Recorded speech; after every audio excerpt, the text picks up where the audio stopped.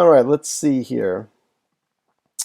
So, welcome to the live stream, this super late night live stream. It's about a quarter to 3 a.m. in the morning on the East Coast here in Pittsburgh, Pennsylvania. We got a lot to talk about, but really this is going to be an initial test of our streaming on the MacBook here. Just making sure that the sound is going through okay. Make sure that the video is coming through okay to you guys. So please let me know in a comment below if the sound is coming through okay. Please give me a heads up, guys.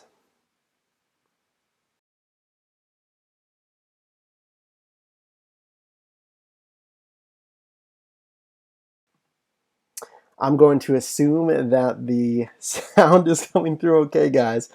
Okay, so we're going to start this discussion here, and please do leave a comment if you can. I don't think I see any comments here.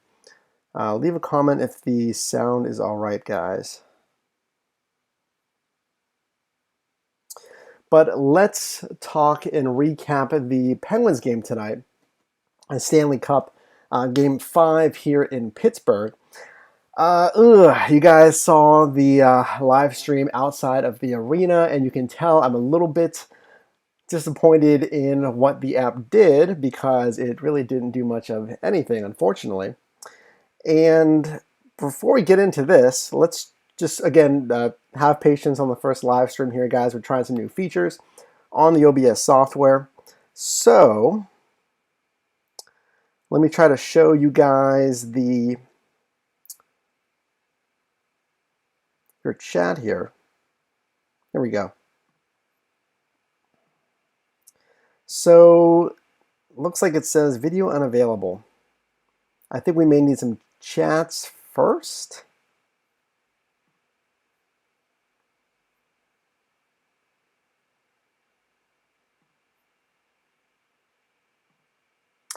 Okay, let's try to fix that. And we did do some testing on this earlier, guys, and I wanted to do it live because we need some actual live testing here. So I don't think I'm gonna save this to the channel. Let's try something else here, guys, real quick. All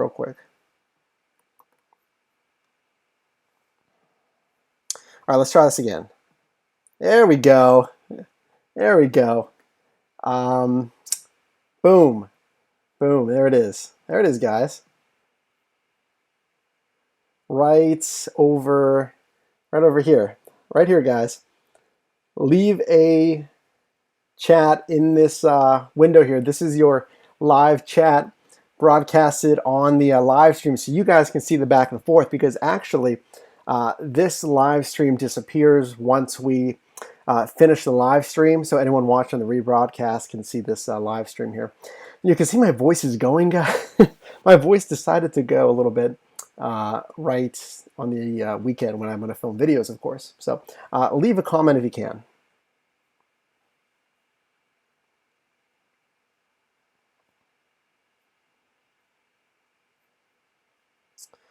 So I'm going to assume that the sound is all right. So we're going to get into our discussion about driving tonight and how well it went.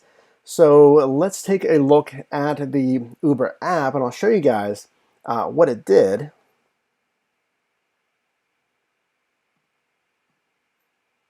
Okay. All right, so below you'll see what we're talking about briefly, maybe, who knows, on this live stream tonight.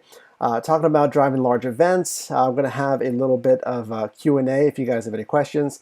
And we're just going to talk strategy and is oversaturation a problem?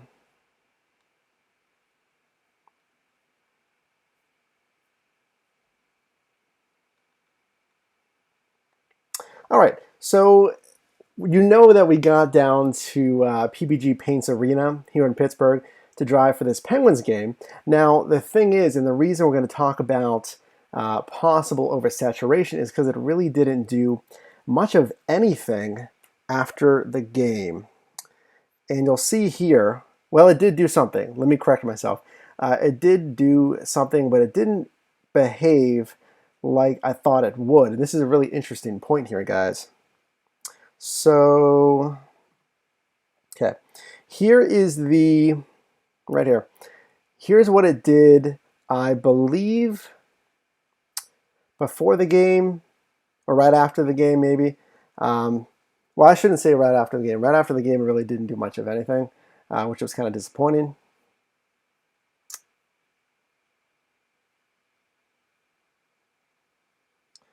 Sounds good. Oh my God, we got one comment. Thank you, Chris. Thank you so much. I got confirmation that the sound is okay. This is completely new on the OBS open broadcast software to give you guys a little bit more of a interactive live stream. This is going to be my go-to. Really, I like this. We got to show you guys the left to right, show you guys the chat this way, show you guys some of the stuff in the Uber, Lyft app, whatever, this way, and show you guys little highlights of what we're talking about. Remember, give this stream a thumbs up and have mercy on me. It's the first live stream, guys. I know. So there's, in the bottom is where we're going to summarize what we're talking about, give shout outs if we do shout outs, anything like that. So you see here that it did do a little bit of surging. I can't exactly remember when this was, though. So let's close that out.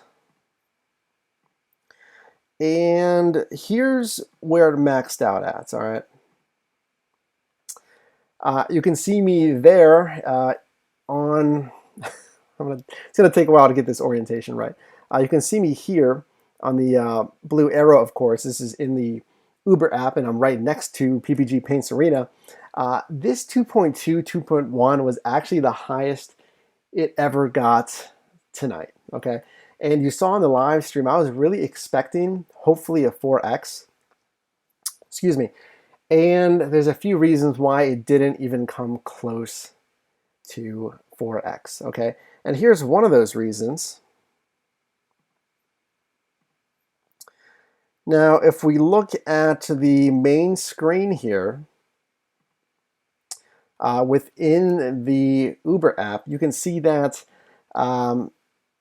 I didn't take any runs. I didn't take any runs, guys, because, I mean, I got down there early enough to predict the surge at the end of the game, okay? And at the end of the game, we hit maybe the 2X. And like you saw in our Maximizing the Surge video, we do want to wait when possible to maximize surge. And me thinking it was going to hit 4X, didn't even get close. So it went up a little bit to 2X and then just dropped off. And I was staying there at the arena a good 30 minutes after the game, hoping that there was some second wave, and there never was one. So why is that? Okay, you see that $0 right there does not look very nice. I was expecting a lot more surge, and it didn't come. Okay, so let's talk about why that was. And I think it was because of this.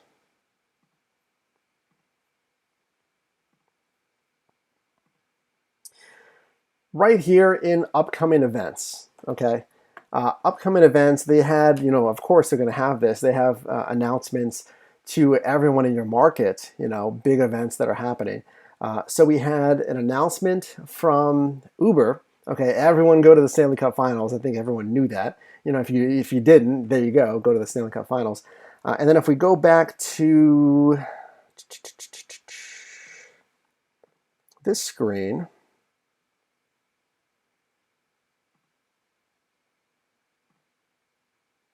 if I can find it, there we go. If we go back to this screen, they had a big, you know, here it is on the map. They had the kind of circular logo there. It says Stanley Cup Finals. So if you didn't scroll down, if you didn't see your upcoming events, right here, you saw that big logo on the map that said, hey, you know, everyone go here for the Stanley Cup Finals.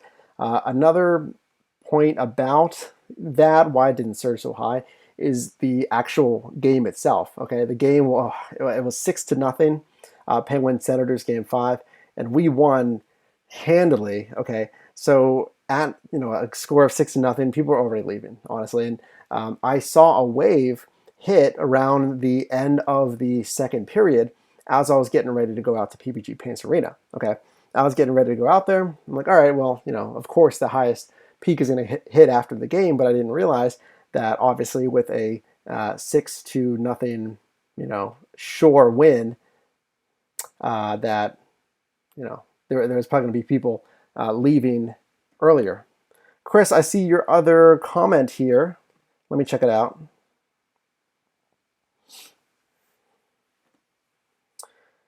Yes, Chris, I did see that. As you can see here, guys, Chris is saying that he got a new email from Uber saying that you have to, without any doubt at all, any reason whatsoever, really, you have to accept service dogs. Apple will let you drive unless you accept it. Let me show you something. Let me show you guys something here. I have my Uber app right here. And if we scroll down on the main menu, there it is. There it is. Got the same thing too. Let's take this other stuff off here, guys. Okay. Yeah. Can it focus? There we go. Yeah, I got the same thing about service animals. And like they state here, honestly, it's the law. Even if you have allergies, yeah, like Chris mentioned, even if you have allergies, you have to take service dogs. Okay, you cannot deny taking a passenger just because they have a service dog. Things to look for in a service dog versus just a pet is the dog should have a vest. It should say, I'm a service dog or something like that on the vest. The passenger may have paperwork or a card that they can reference, okay, if you're unsure.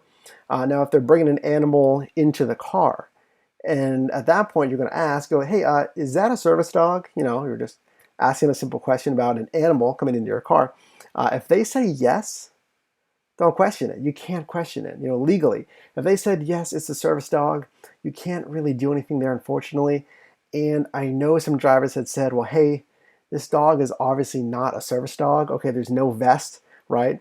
The passenger was carrying the dog. Excuse me. The passenger was carrying the dog. If it's a service dog, they probably shouldn't be carrying the dog. The dog's trained to enter vehicles and typically sit on the floor. Okay, so Chris is saying, hey, Chris, it's saying you're not even able to drive unless you accept it. Unfortunately, yeah. And guys, if you have any kind of addendums in your contracts with Uber, it won't let you go online unless you accept it.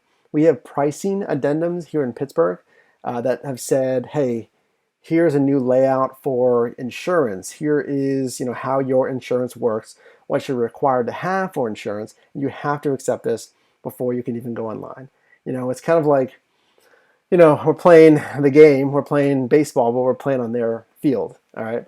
So in order to play on that field, we have to get into the ballpark and they hold the keys. And they won't let you in unless you agree to these, somewhat frequent updates in the contract that you'll see. So whatever it is, it could be new pricing structures. It could be like, hey, here's a heads up about service animals, like Chris mentioned. And I do appreciate you commenting that, Chris, because it's 3 a.m. here, so I'm glad we have some people watching the stream. How many people do we have watching the stream, by the way? Let's see. We got 3 people watching the stream. That's awesome, guys. Welcome to the live stream. Guys, if you're watching this on the rebroadcast, I'm losing my voice, and this channel is dedicated to the rideshare space. So whether you're a driver, if you're a passenger, if you're someone just interested in the rideshare space, consider subscribing and putting up with my raspy voice. I appreciate it, guys. So thank you to the 3 people we have live here at 3 a.m. Where you guys watching from? Welcome, by the way. And I appreciate everyone's patience with the setup initially.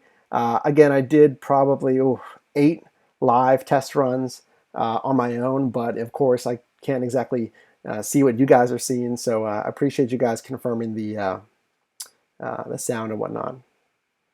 Chris, 12 in San Diego. If you've been following the channel for long, you'll know that Mackenzie and I are most likely moving out to San Diego from here in Pittsburgh, PA. So that's pretty cool. How do you like it out there in that market? All right, guys, so let's continue the late night discussion here about driving large events. Okay, traffic, restrictions, meeting your passenger. How do you do this? Okay, speaking of ballparks, I just made an analogy to a ballpark.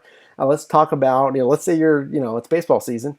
Let's say you're trying to do pickups at the baseball game, right? There's so many strategies, so many things that you have to think about when you're trying to do a pickup at a ballpark, at a football stadium, at a large concert venue, what have you. Meeting your passenger is probably your biggest obstacle, okay, honestly. And I would say that if you get a request and the pickup destination says the venue itself, here in Pittsburgh, it's PNC Park for the Pirates, Heinz Field for the Steelers. So if it says PNC Park, where is that? That could be anywhere. That's when communication is massive, guys, and that's when your city could help you as well. If you guys have a designated rideshare pickup area, that would help you guys so much. If your city doesn't have that, maybe lobby for it and reach out to influencers in your city planners, to ask about rideshare designated pickups and drop-off areas. Now, it's been met with some success and some not as much success here at Heinz Field, just because of road closures. It's been a little bit difficult for them to implement that, although technically they do have a spot here for Steelers games, for football games here.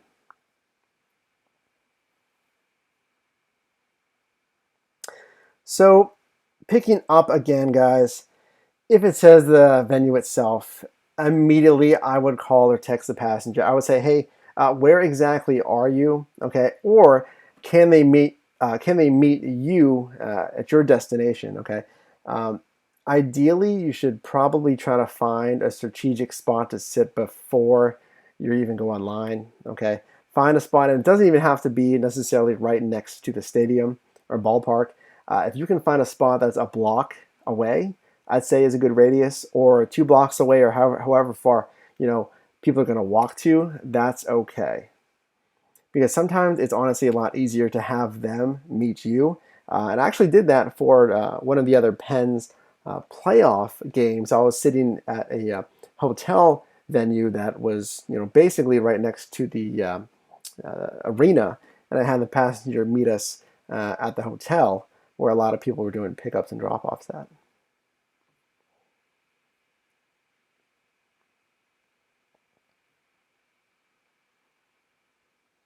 So I want to wrap this up possibly.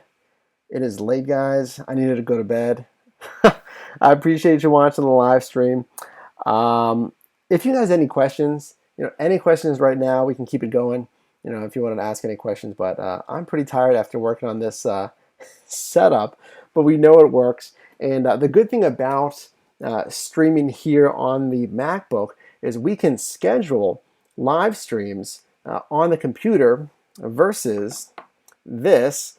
I can't, schedule on the YouTube live app, or the YouTube app, the live feature within the app. I can't schedule on this. I can schedule on the MacBook, so that's good for you guys. So you'll get a heads up, and you'll know when I go live. And if you want to ensure you don't miss anything, hit the bell notification, and it'll let you know whenever I go live or upload a video.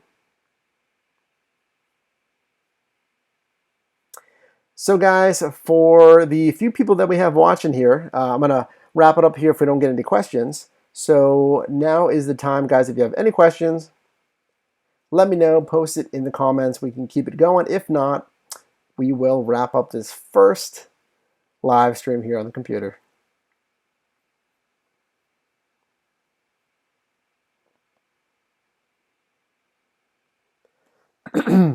Chris, thanks for commenting, man. Appreciate it. You're helping us out here, keeping the stream going. Chris says, I'm a new Uber driver, and I just got an email from Uber saying if I do 5 rides tomorrow, I'll get an extra $50 And that's an interesting point.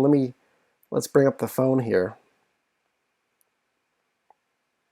Very interesting, because this is what I got from Lyft. You're eligible for an extra $70 to snag the bonus. Give 35 rides between 1 p.m. on the 9th, which I think is today, it's Friday, and 5 a.m. on the 12th. So again, we talked about in one of the live streams, how do they calculate these promos? It may be based on when you drive, when they are expecting to need more drivers. For your instance, see, that's tricky, Chris. That's tricky. Chris says, am I the only one that got this, or did everyone in San Diego get this? We don't know. We don't know. And we mentioned that in one of the live streams about how promos are calculated. We honestly don't know. It could be a new driver promo. It could be drivers that drive at a certain time. I mean, you mentioned you're new, so it probably is because you're a new driver. But I have a question. 5 rides tomorrow to get $50. Is that in addition to any earnings that you'd get from the rides? Because we have to be careful with that, because at least for sign-on bonuses, what Uber and Lyft have been doing is that, hey, we'll give you $200, or they'll actually say, we guarantee you'll get $200, which actually means whatever fares you earn, if you don't hit $200, we'll pay the difference.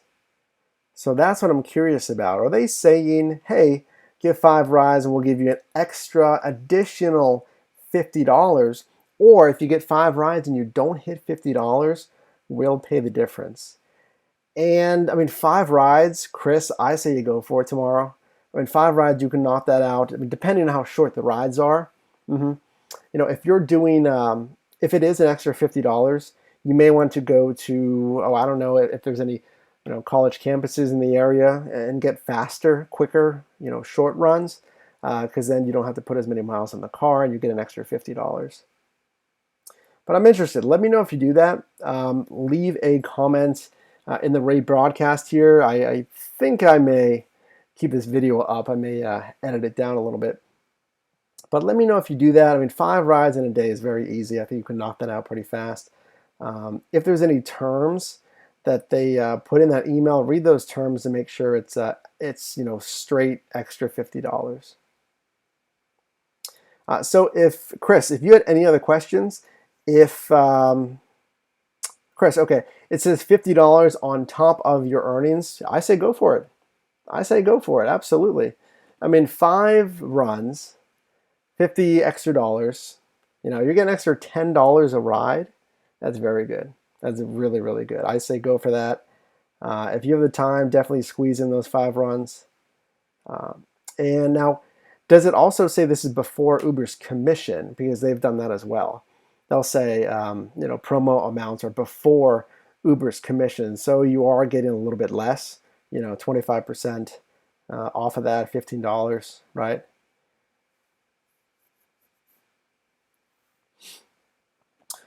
Chris, I'm also kind of worried because I heard that Uber does promos whenever they know there's going to be a strike. No, I wouldn't say so. No, they're doing promos all the time.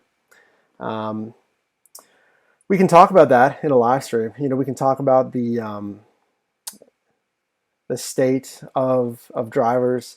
We mentioned the Delete Uber campaign, which is making a resurgence.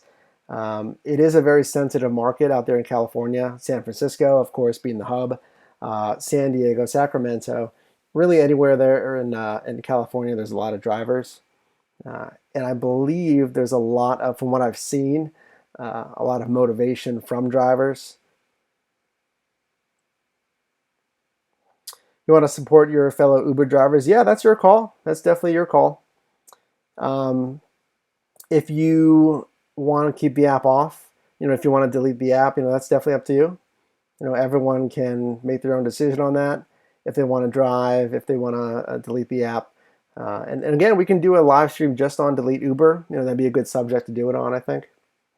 But yeah, Chris, I would say if you want, to go for that promo, Now, if there would be a strike, typically you'd hear some discussion around it, some Facebook groups or friends, if friends drive, because typically if drivers are going to do a larger scale strike, there's a pretty good word put out, because they're trying to reach as many drivers as possible.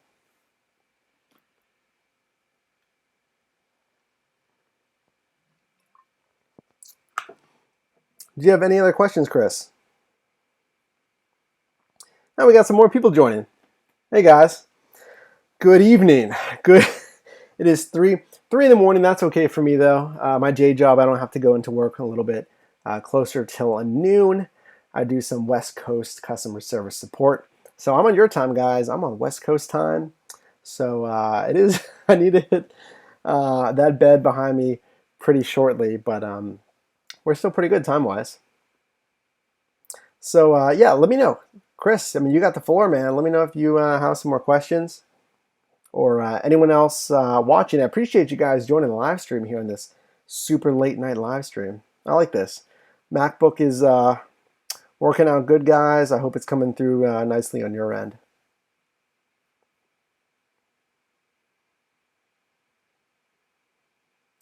And for anyone else just joining the live stream here, quick little shot of what it did tonight. We were driving the Stanley Cup Finals here in Pittsburgh. Did a little bit of surging.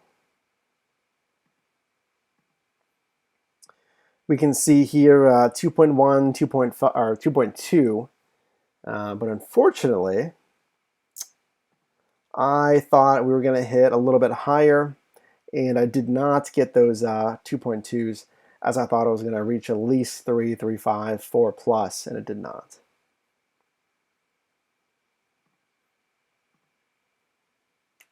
So any other questions? Anyone watching? Chris, if you had any other questions here? Really, we can talk about whatever you'd like. Well, actually, let's talk about real quickly the possibility of oversaturation, especially in California, which is kind of where, one of the markets that Uber branched out of, also New York City, of course.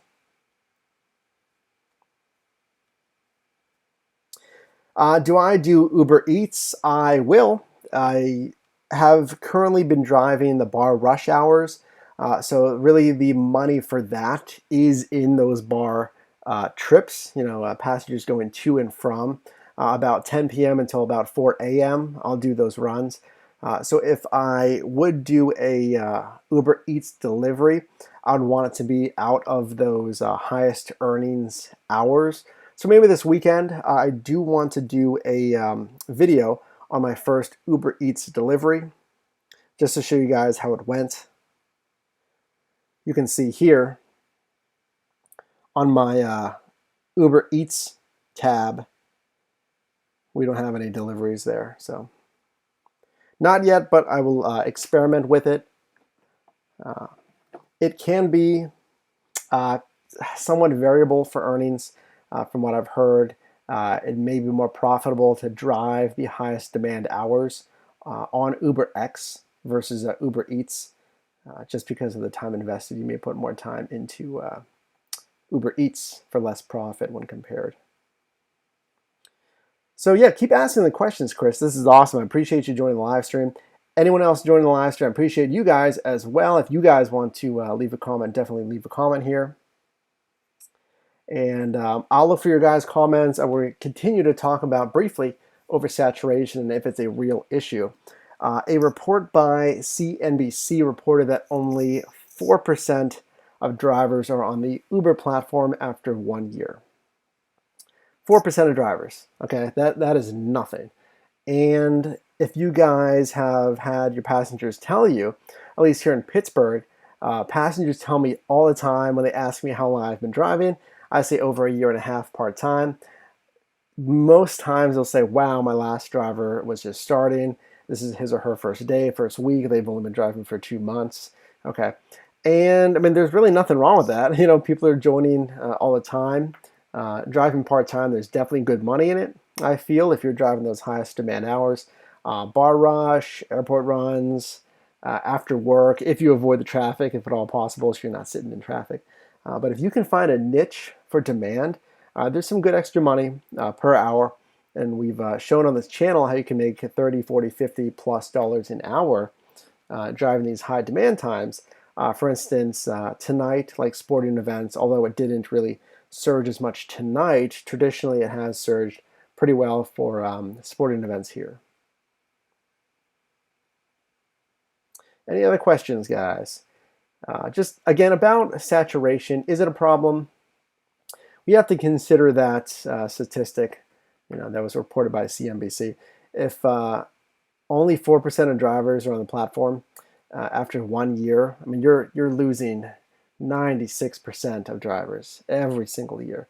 So, only 4 drivers are hanging on out of 100 every single year. So that's a lot of turnover. If they signed up with a referral code, that's also a lot of money out of Uber's pocket. And possibly Lyft has similar statistics. I haven't heard about Lyft, but it may be similar with Lyft here.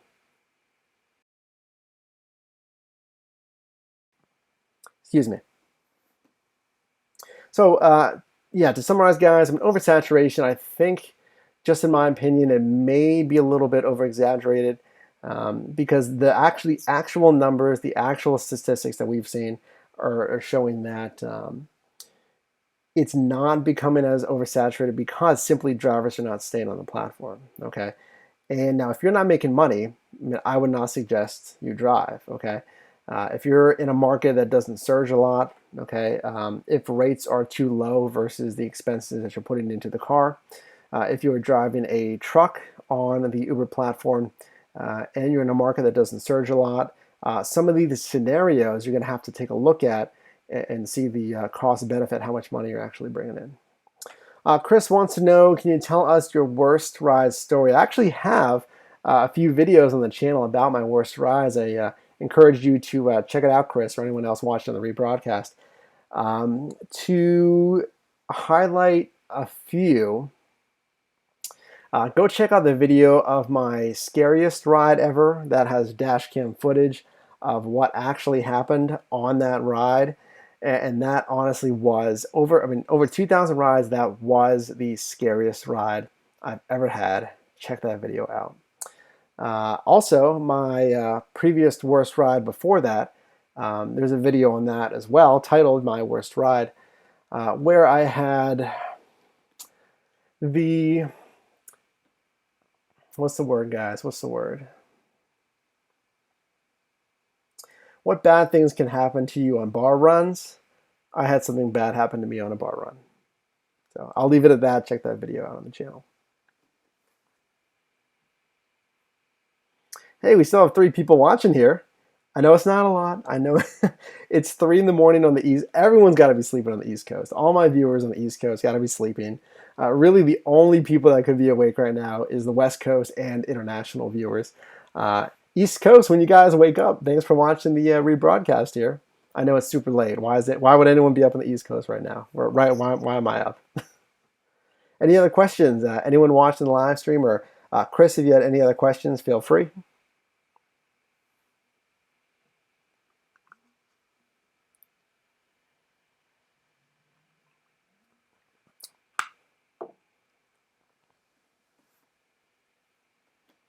All right, if there are no other questions, I think we're going to wrap it up. I know this was a little bit choppy of a live stream with the technical side of things, and I am a touch tired, as you can probably tell. But I think the setup is okay, guys. We got the setup going all right. The graphics worked really well, which I'm really liking. The graphics are working. The lighting, I think, is set up decently. Let me know if that's okay. And Chris told me that the sound was coming through okay, so I think the sound is okay. I think. We're just using, you can see these Apple, just a regular headphone mic here. But we could actually, this is just plugging into the MacBook with the headphone port here. We could probably use the Rode mic with this as well, the Smart Lav, so it's down here out of the shot. I think we're going to try that. All right, guys, I don't see any other questions coming through, so I want to say thank you, and that I appreciate you joining. It's late, guys. Come on. Appreciate that you watched the live stream, or if you watched on the rebroadcast, I want to say thank you. That's a great question, Chris. Chris just asked a really, really good question. He asked, how long do you plan on driving for the platforms for Uber and Lyft? I actually have not really thought about that question, but I mean, as long as it's profitable, part-time, and that's a good thing about it, is that when you are driving, you can drive as much or as little as you want, really. If there is good surge demand, you can hop on whenever you want. If you're available, you can capitalize on surge, okay? If you have other things going on in your life, if things get busy, you don't drive, okay? Now, a note about that is that you do have to drive at least one ride a month. Typically, it's one ride a month to stay active on the Uber or Lyft platform. You have to do one ride each. Chris says, okay, what do you think the future of Uber and Lyft is going to be? It's going to be a lot more eyes on it as far as regulation. Regulation with autonomous vehicles, a look at liability with their business practices. Uber especially has seemingly, crept closer and closer to the breaking point of all the things that they're going through, whether it be, controversies or poor business practices, ethics. Uber is walking a very fine line. And, I really like them as a company. I think they are a fascinating company. The tech is really, really cool. I'm very interested in that space, hence the channel. Lyft has seemingly done a lot less. I don't know. We're not on the inside. I just kind of see what comes through like you do, on the news and whatnot. But I think the immediate future, the next 3 to 5 years, let's say, is of course going to be turning towards autonomous vehicles. I don't think it's going to be a massive move to complete autonomous vehicles. I think there's kind of a narrative out there that's saying that autonomous cars are going to take over, very quickly in a year or two. I don't see that happening at all. Currently, it's still seemingly a pretty slow process here in Pittsburgh. They've been testing, but they've been testing really on the same streets month after month. I don't see the cars extending, their map, their distance too much out of the immediate city. Okay, they're going on the main roads and whatnot. So from what I'm seeing live right here in Pittsburgh, the testing is a little bit slow. Of course, there's going to be a push towards the autonomous market, but I don't see it being a complete, all autonomous vehicles anytime in the next 1 to 3 years. Chris, go get some sleep. Yeah, me too. I am tired, guys. It's about that time. Chris, I really appreciate you watching the live stream here. Anyone else too that didn't comment? I appreciate everyone watching the live stream. Or if you're watching on the rebroadcast here, this channel is dedicated to the rideshare space. So if you're a driver, if you're a passenger, if you're someone just interested in the rideshare space, consider subscribing. And that's about it, guys. Live stream on the MacBook #1 is done. Leave a comment if you want to see anything else live streamed. If you have any suggestions, pointers, tips about the setup or anything really, anything that could make these live streams better for you. Again, I appreciate your patience as we set everything up on this stream. I know things were a little bit choppy here. But that's it, guys. I appreciate you watching, and I will see you guys in the next one.